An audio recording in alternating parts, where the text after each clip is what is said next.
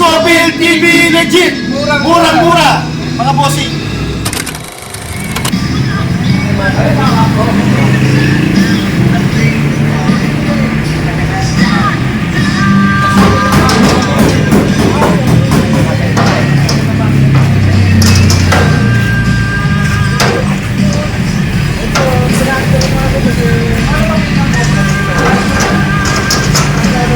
Ay mga bossing!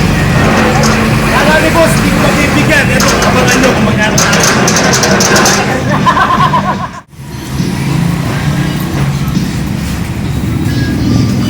Ano mga kaiyan?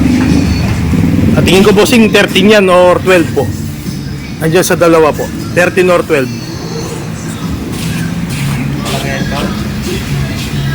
Pwede naman po lagyan bossing. Patapos pa lang kasi.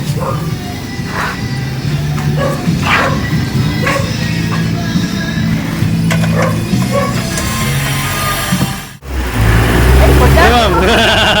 Ma'am, ano? Pasado? Ah, tunog, no? Ah, sir? Walang masabi eh. Hindi, andar lang, alam natin. Hindi nag-iiba. Pino. Parang bago lang, parang brand new makina. Ayan mga bossing, isang magaling na mekaniko to. Naku po, yan mga bossing. Tignan natin kung sintensya o hindi. Ha, boss? Sintensya o hindi? Ayaw kong mapaya kay boss eh. Ay mga bossing oh, pino yung andar. Pati yung tubig, mga bossing. Walang pressure. Ayan, bubuksan po niya. Ayan, galing, buy and sell na buy and sell. Good na good mga bossing, no boss? Andar lang, alam niya. Ayaw na nga niya tignan eh. Boss, pangit daw ng makina. Ha? Ganda boss, ganda. Mura pa. Andar lang mga bossing. Ay mga bossing, LED light na po yan. Kompleto na po, naka big side mirror. May masasama ko sa aircon. Wala ka na no? Pero mas maganda yan sir, wala siyang aircon. Pag pinalagyan ng aircon, talagang malamig. Bago bossing. Oo. Hindi ka tulad na ganyan sa papakita ko yun. Kaya ako ang kasunod talaga ng